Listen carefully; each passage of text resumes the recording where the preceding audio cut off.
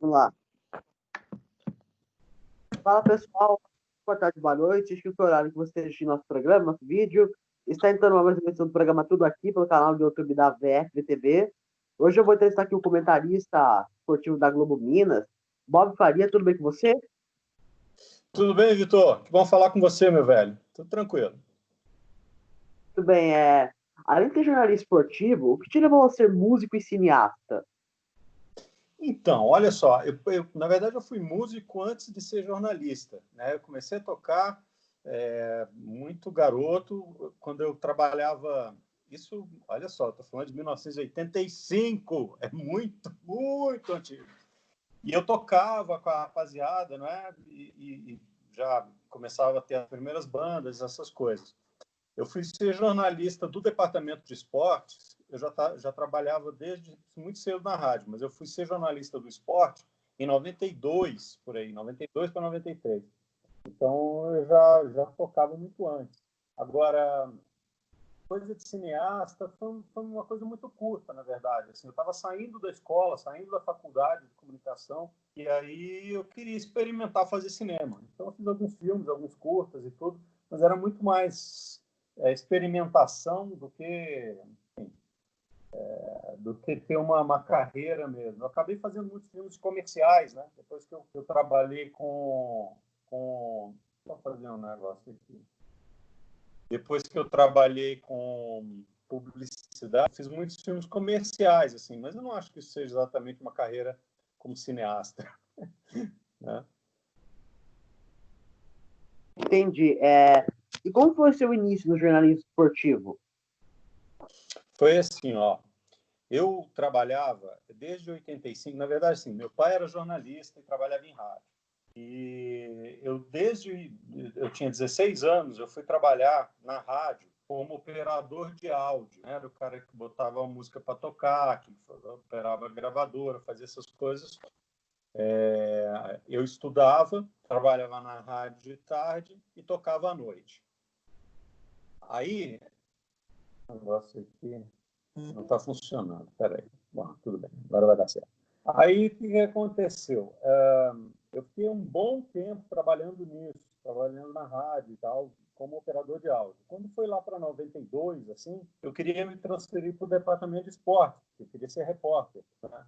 E aí me deram a oportunidade de transferir para o departamento de esporte, começando fazendo rádio escuta, fazendo plantão, fazendo redação, fazendo essas coisas, produção. E aí foi aí que eu comecei em rádio. E no final de 93, eu acabei tendo a oportunidade de fazer umas reportagens.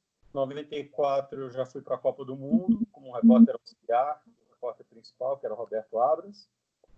É isso.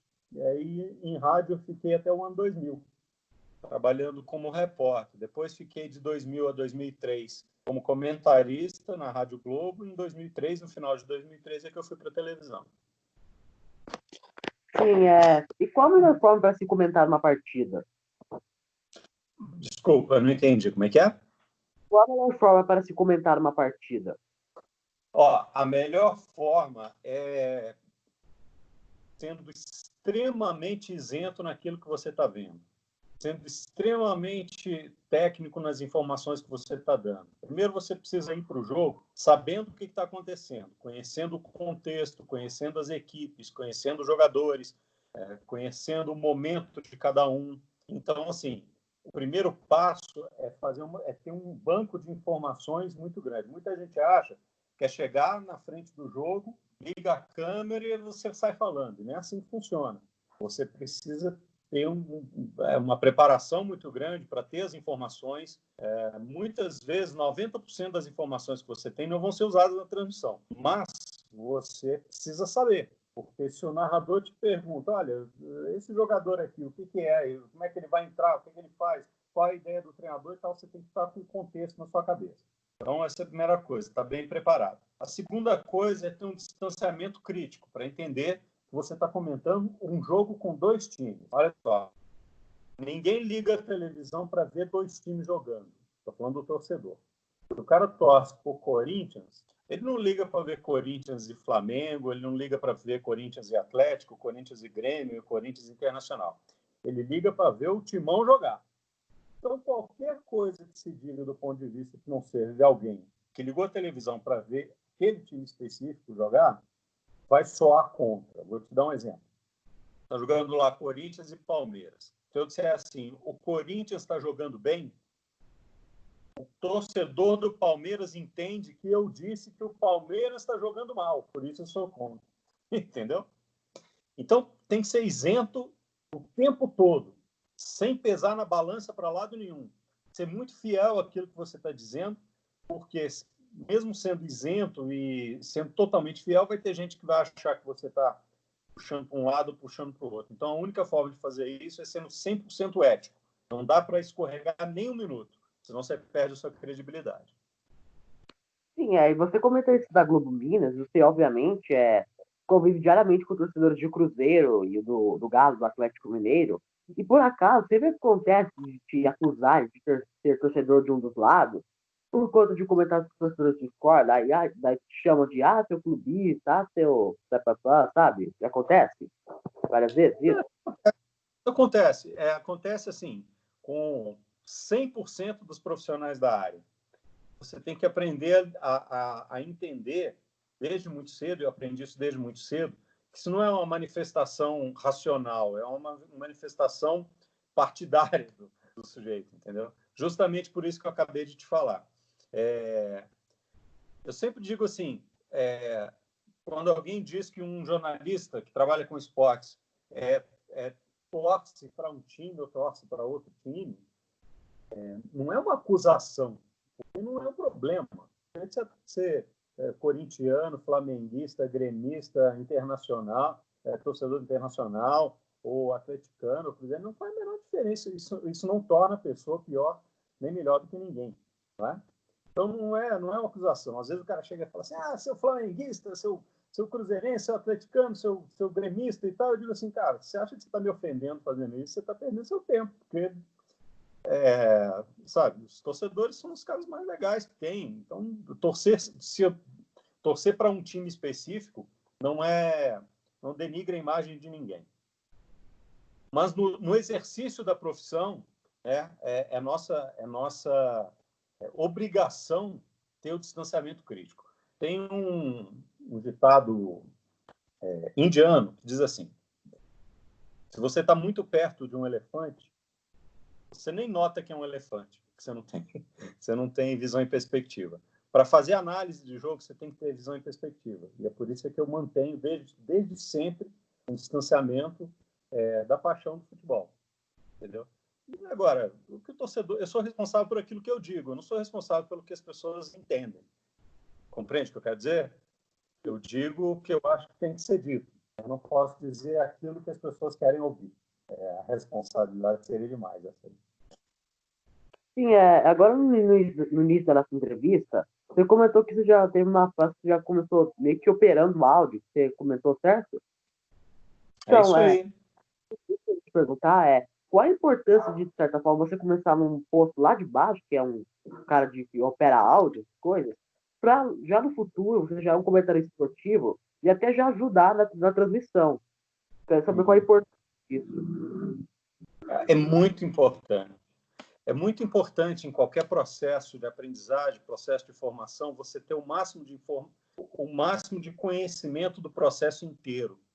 Senão, chega lá hoje, eu chego na cabine, se o áudio não está funcionando direito, não está bom, eu converso com um profissional de áudio falando a língua dele. Eu digo, olha, essa frequência não está funcionando, isso aqui não está legal, será que a gente pode melhorar aqui, melhorar ali e tal? Isso me dá uma liberdade muito grande para conversar com as pessoas, porque eu sei do que eu estou falando. E são todos profissionais de primeira linha e se eu estivesse falando abobrinha, os caras iam falar assim, você está falando uma besteira. Mas o mais importante do que isso é você entender como é que o processo é feito. Porque, assim, o jornalismo, seja ele em qualquer editoria, ele não é feito sozinho. Quem falar que faz jornalismo sozinho está mentindo, entendeu? Para botar uma transmissão no ar, você precisa de 100 profissionais diferentes. E são profissionais com a mesma importância. Para mim, a gente que está na frente da câmera, a gente tem a mesma importância do cara que está operando o áudio, do cara que está ligando o microfone, do cara que está operando a câmera. Por quê? Porque se o cara do áudio não ligar o áudio, ninguém vai ouvir o que eu estou falando. Se o cara da câmera não enquadrar direito, ninguém vai ver a bola. Se o diretor de VT não fizer o corte direito, se o coordenador não tiver informação precisa, se eu não souber exatamente o que eu estou falando para levar o conteúdo, entende? Então, é uma equipe que joga junto. E, assim, quanto mais numa equipe você entende o trabalho do outro, mais você consegue fazer o seu papel com qualidade e ajudar as outras pessoas. Chama-se empatia profissional. Então, assim, eu tenho muito respeito por todos os profissionais que trabalham, sabe? Você achar que você está numa posição qualquer que seja, que você é diferenciado, é uma bobagem, é uma arrogância que não faz o menor sentido. Afinal de contas, nesse negócio, um de nós é artista. A gente está só levando o trabalho dos artistas, no caso dos jogadores, para o público. Porque o torcedor quer ver o jogo, o torcedor quer ver o jogador, né? Então, a gente tem que ter essa empatia profissional e saber que somos uma equipe e que todo mundo tem o mesmo peso. Sim, qual foi a partida mais emocionante que você comentou?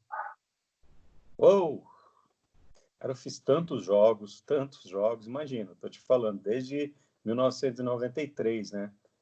Copas do Mundo, enfim, final de Copa do Mundo, final de Libertadores, final de campeonatos brasileiros, Copa do Brasil, tantos.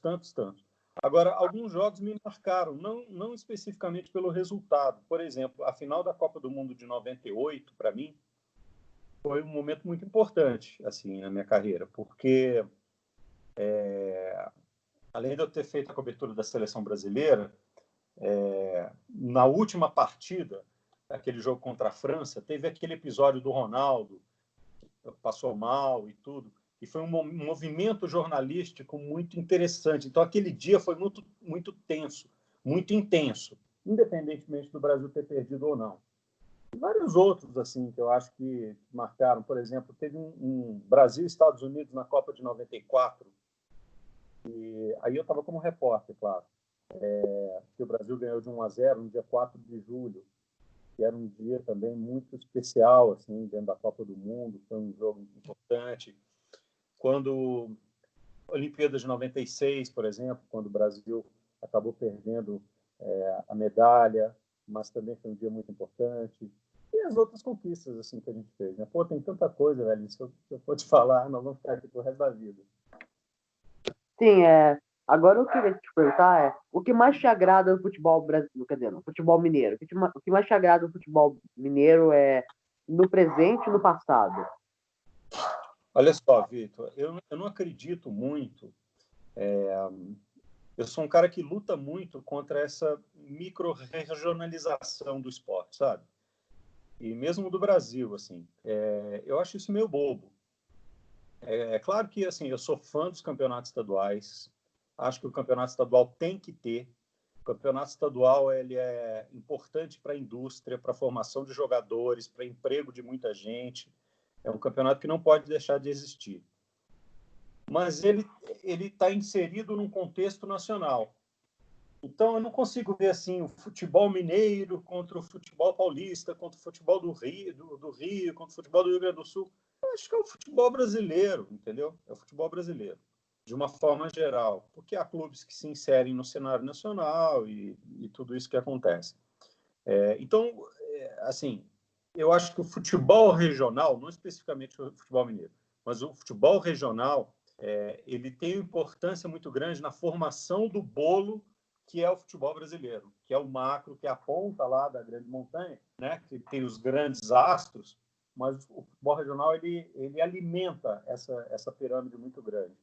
E acho que quem fica com esse pensamento assim, é o futebol do Rio contra o futebol de São Paulo, contra o futebol de Minas, não sei o que, tem a cabeça muito pequena. Nós somos um país gigantesco e a gente fala para milhões de pessoas. A gente não pode pensar assim. Sim, e você tocou no assunto de estaduais, eu vou te falar uma opinião minha, quero saber se você concorda. Eu não acho que tem que acabar os estaduais, porque para mim é tradição do futebol brasileiro, né? Quantos estaduais marcantes já tiveram para vários clubes do Brasil, seja de São Paulo, de Rio de Janeiro, de Minas, do Rio Grande do Sul, Mas eu pensei no formato para estadual, que eu acho interessante.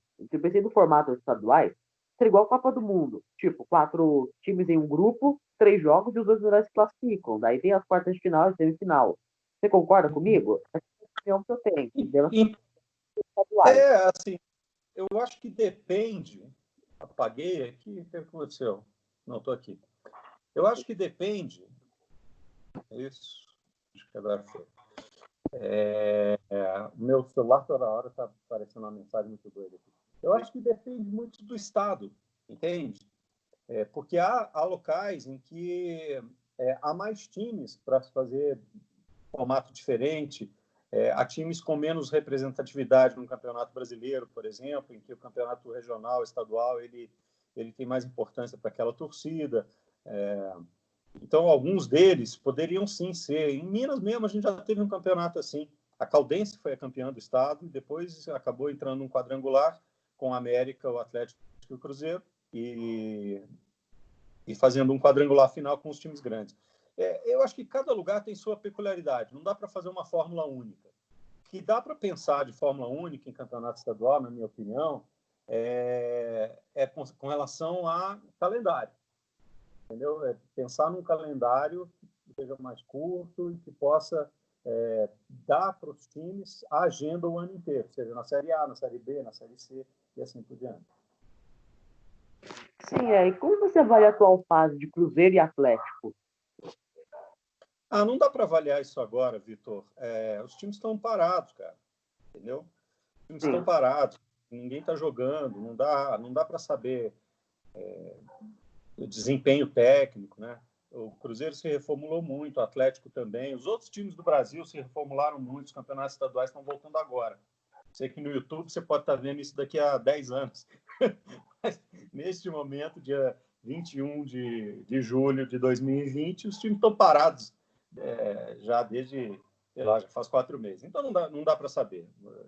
Eu não gosto de fazer análise em cima de subjetividade. Análise, a palavra análise, ela significa dividir em partes menores, né? Então você precisa ter um objeto para ser analisado. Se a gente não tem esse objeto de análise, fica tudo muito vago, não faz sentido. Agora eu queria te perguntar, quem é a sua referência no jornalismo esportivo? O que você tem como referência? Que você viu na sua infância ou na sua adolescência, ou você já estava começando a definir o seu futuro? Que, nossa, esse cara é foda no jornalismo esportivo. Quem você tem como referência? A minha primeira referência foi em casa. Minha primeira referência foi meu pai. Meu pai era um cara foda, entendeu? Foi um radialista super conhecido, super famoso, um cara que fez coisas incríveis dentro do rádio, e eu me orgulho muito disso. Então, eu aprendi muito com ele sobre a ética do negócio, aprendi muito sobre a linguagem da comunicação, aprendi muita coisa com ele, ele sempre foi meu maior ídolo. Agora, fora isso, porque além de ídolo como profissional, ele foi meu ídolo como meu pai, meu amigo, meu parceiro. Já faz 20 anos que ele morreu, infelizmente. Além dele, eu aprendi tanta coisa com tanta gente. Não tem uma transmissão que eu faça com um amigo, com um colega novo, que eu não aprenda alguma coisa. Então, assim, o Rogério Correia é um amigo muito querido, que a gente já está há 17 anos fazendo isso. O Galvão Bueno, o Kleber Machado, os narradores, de uma forma geral, me inspiram muito, porque são profissionais muito diferentes, assim, né? Eu até já escrevi um livro sobre narradores.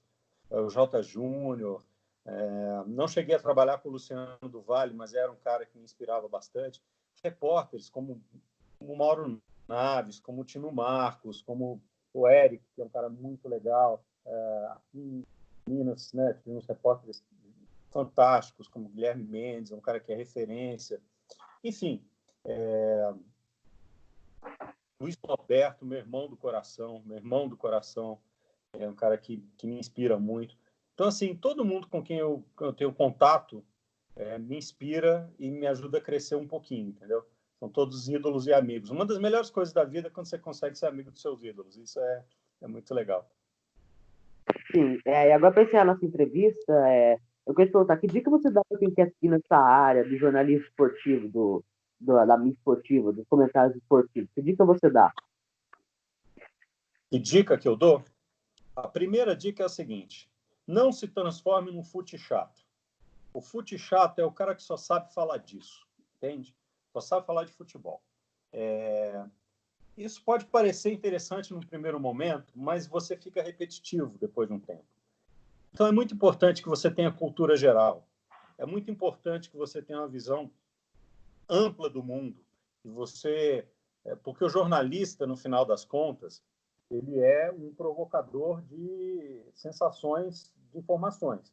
Então, você precisa ter uma visão ampla do mundo para saber quais os contextos que você está dizendo. Vou te dar um exemplo. Vai ter um jogo, esse jogo vai acontecer em Moscou, por exemplo. Você precisa saber o contexto que você está colocando, entendeu? Como era Moscou quando era na União Soviética? O que aconteceu quando a União Soviética se desfez? Por que aquele estádio tem aquela característica? O que já aconteceu naquele estádio que foi marcante para a cultura mundial? O que não foi? Quais as relações políticas, culturais daquele espaço que você está fazendo?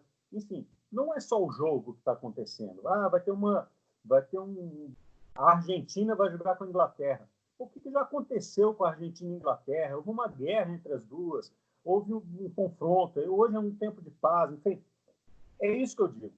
Amplie a sua cultura para que você tenha argumento que não seja só o futebol. O futebol é um viés da cultura, mas no final das contas o que você está levando é informação. Então, quanto mais informação você tiver, tanto melhor. E seja fiel ao que você pensa, fiel às suas convicções, fiel às suas percepções. Não se deixe levar por pressões, seja de torcida, seja de dirigente, seja de quem quer que seja. Porque todo mundo vai tentar influenciar a sua opinião. E a sua opinião é o que você tem de mais valioso. Então, cuide bem dela. Sim. Bom, nosso programa todo aqui de hoje está terminando. Muito obrigado a todos pela audiência. Muito obrigado, Bob Faria, por ter concedido o seu tempo. Valeu, se cuidem. Valeu, Vitor. Um abraço. Obrigado a todos pela audiência. Uma noite. Tchau.